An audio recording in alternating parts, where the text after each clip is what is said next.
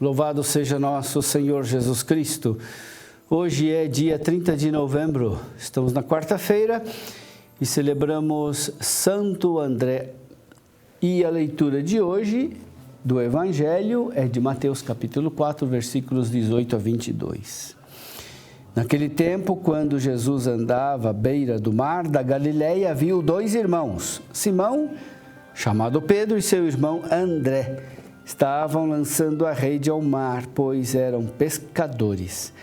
Jesus disse a eles: segui-me e eu farei de vós pescadores de homens. Eles imediatamente deixaram as redes e o seguiram.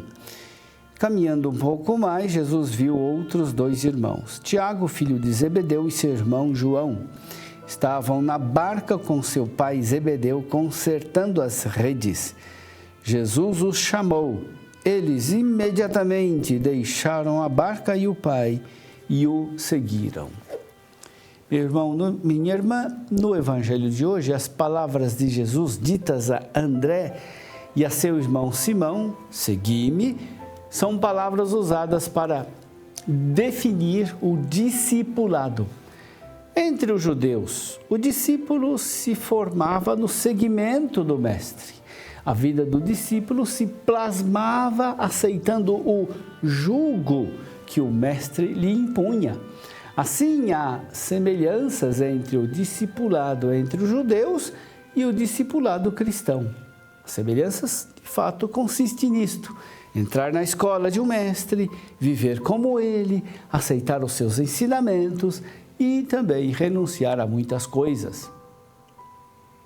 Mas as semelhanças entre discipulado judaico e cristão param por aí. Há também grandes diferenças. No discipulado judaico, a iniciativa partia do aluno que queria se matricular em uma determinada escola. No discipulado cristão, a iniciativa é sempre de Cristo. Na escola dos judeus, os discípulos se tornavam discípulos na esperança de um dia deixar de ser discípulo, para se tornar mestre de outros. O discipulado na escola de Cristo nunca passa. O discipulado é para sempre, é permanente. No discipulado judaico, a sorte do discípulo podia ser bem diferente da do seu mestre. No discipulado cristão, quem segue Jesus deve aceitar a sorte que lhe tocou, beber o cálice que ele bebeu.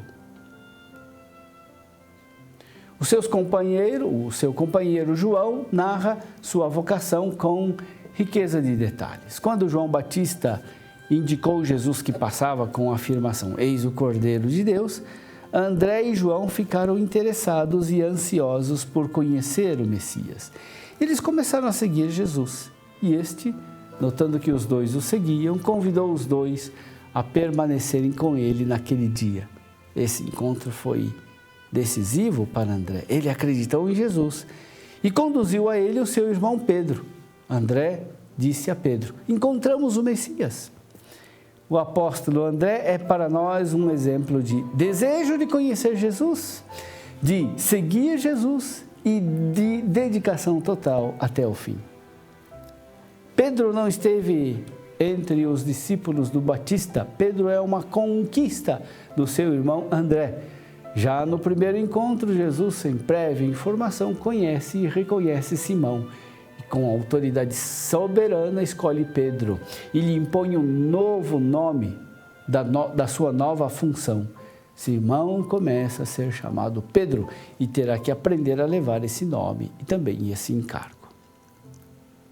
André não recebe proeminência na narrativa dos evangelhos, porém, quando ele aparece, está sempre fazendo a mesma coisa, isto é, conduzindo outros a Cristo. Foi André quem apresentou a Jesus algumas pessoas que queriam vê-lo.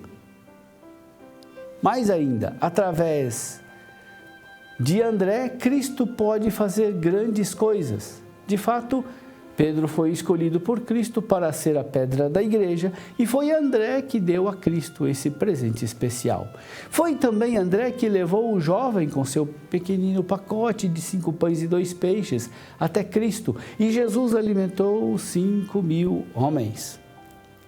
Assim também podemos nós fazermos. Como André, as pessoas simples e sem quaisquer dotes particulares podem fazer coisas maravilhosas para Cristo por intermédio daqueles a quem eles influenciam.